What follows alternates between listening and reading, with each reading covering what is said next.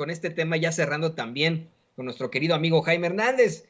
A mí, te digo, me duele muchas veces el tener que plantear el papel de compañeros que sí son periodistas, ¿no? Sí, sí son hasta cierto sentido en el, en la definición de la palabra, pues sí son periodistas, pero actúan como híjole, otro tipo de situaciones, como políticos.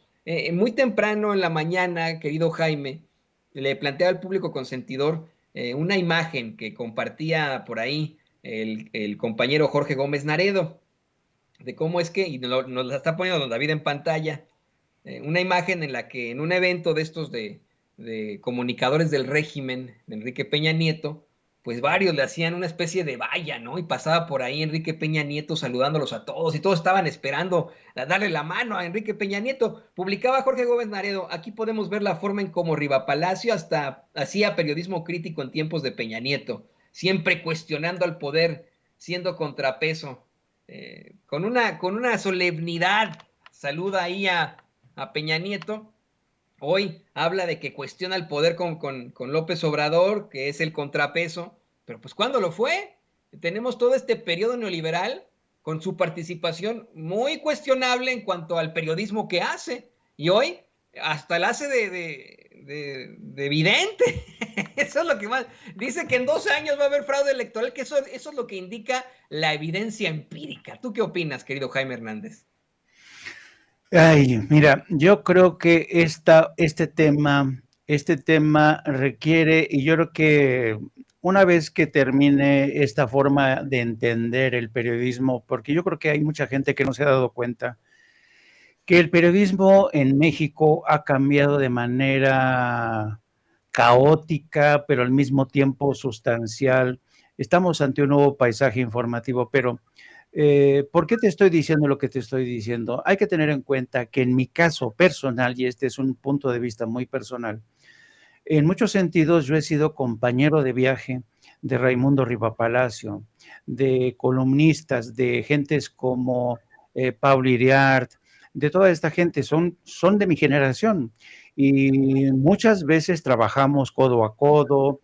eh, y a mí lo que, claro, yo me fui del país 30 años y durante todo, yo te digo la primera parte, cuando yo los conocí a Raimundo, a Pablo Iriart, a muchos otros columnistas, la verdad eran buenos periodistas, eran periodistas realmente que creían en la libertad de expresión, creían en que era necesario cuestionar al poder, y cada vez que yo regresaba a México, era como verlos como una transformación en cámara lenta de estos periodistas, que de repente, en el caso, por ejemplo, de Pablo Iriart, era un periodista muy humilde, trabajaba para Notimex, donde coincidimos, en Raimundo coincidimos en el Excelsior, y la verdad es que Raimundo tenía mucha enjundia cuando asesinaron a Manuel Buendía. Me acuerdo que fuimos juntos a reconstruir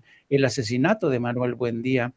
Y realmente no tiene nada que ver ese Raimundo de aquellas épocas con el Raimundo de hoy. A donde voy es que en muchos sentidos estos periodistas que yo conocí muy jóvenes, idealistas, si tú quieres, se cansaron de ser lo que fueron, eligieron su propio camino. Yo elegí mi camino, no es que el mío, no estoy diciendo que el mío haya sido mejor o menos peor, no, no, no, cada quien elige su camino en esta profesión. Yo me di cuenta de que hacer periodismo nacional en México era muy complicado, muy complicado. De hecho, a mí Notimex me cortó la cabeza por una instrucción de gobernación. Era muy complicado hacer periodismo nacional. Y yo recuerdo que alguna vez cuando a mí me abandonó Excelsior en el extranjero con toda mi familia, y cuando vine a ver cómo es que rescataba esa corresponsalía, me entrevisté con Raimundo, y Raimundo me dijo que era posible que trabajara para Milenio porque él era el director de Milenio. Pero quedamos de vernos 2 días después y resulta ser que 2 días después, por instrucciones de Marta Sagún, le habían cortado la cabeza porque estaban investigando a los hijos de Marta Sagún. Entonces, yo creo que a veces Es demasiado fácil juzgar a estos periodistas. No digo que no se lo merezcan. Lo que estoy tratando de dar a entender es por qué se convirtieron en lo que son hoy. Dejaron de creer en ese periodismo idealista, dejaron de creer en la labor del periodista, hicieron de lado la ética o entendieron que la ética no les servía para un carajo. Yo creo que después de tantos golpes, de tantas veces que les cortaron la cabeza, llegaron a la conclusión que quizá la única posibilidad era sumarse al enemigo, y porque de otra manera era imposible. Esta es la triste historia del periodismo en México, como el poder político, siguiendo la escuela, por ejemplo, del señor Alito Moreno, que a él que es la vieja escuela del PRI, a los periodistas los matas de hambre, los sometes, porque si no, olvídate. Entonces, yo creo que es una generación a la que el poder político le hizo mucho daño, no solo obligándola a pasarse al lado oscuro, sino también a adoptar muchas de los malos hábitos de esa clase política. Y hoy vemos cómo esos periodistas de ayer, que eran los periodistas idealistas, incluso van más allá de esas prácticas tan malignas, tan odiosas, ¿no? Como cuando dice Raimundo que Andrés Manuel va a tratar de permanecer en el poder a como dé lugar, ¿no? Y citando datos empíricos. ¿De dónde salen esos datos empíricos? Eso ya es futurismo.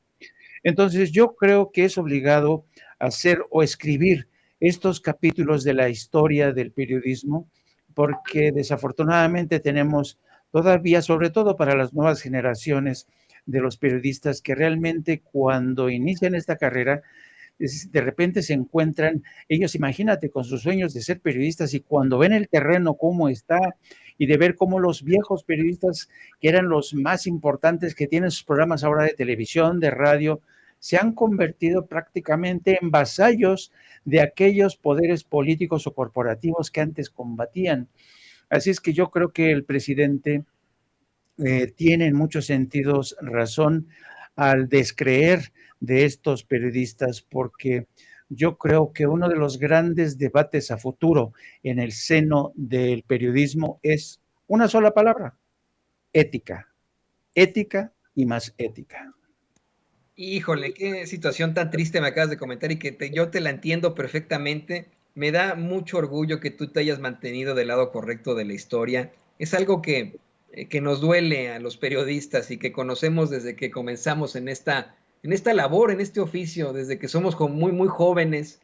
Se plantean esos dos escenarios y como bien dices, uno toma distintos caminos de acuerdo a las posibilidades. Aquí, querido Jaime, muchas veces decimos que el espacio de las redes sociales también está abierto a los compañeros que aún incluso trabajan en los medios de comunicación tradicionales y a los que censuran, a los que les obligan a hablar o a no hablar, a los que a lo mejor incluso chayotean, ¿no? Pero que pues hasta cierto punto se han visto en la penosa necesidad de caer en eso. Otros como tú tienen obviamente mucha congruencia en sus actos y se mantienen con sus ideales desde el principio. Creo que eso es lo que debería de ser siempre.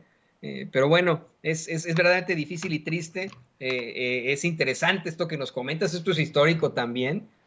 Tú conoces precisamente a todos estos periodistas que hoy están en los nichos de los medios de comunicación tradicionales, son de tu generación exactamente. Yo me pregunto, ¿qué periodistas del futuro seguirán estando encumbrados en esas generaciones?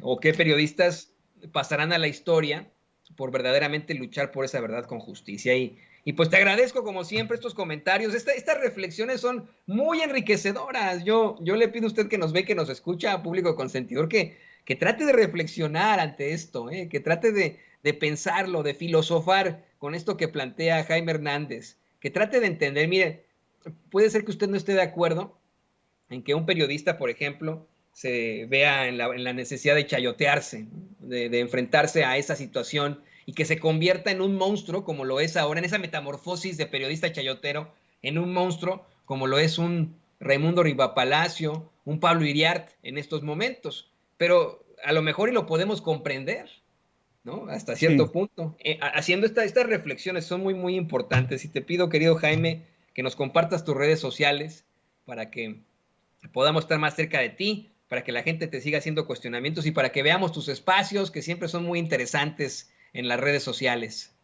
Sí, solamente un último comentario, querido Toño. Yo creo que es un esfuerzo para que se entienda el proceso, pero no el hecho en sí de haberse pasado al lado oscuro de la historia. En eso no creo que haya que ser indulgentes con ellos, porque son hombres que decidieron de manera racional, independiente, hacer ese cambio de, de, de vías del destino. Y una cosa sí te digo, para aquellos como yo que decidimos seguir un camino de independencia, no sabes lo bien que se duerme, la tranquilidad que te da tener esta conciencia limpia.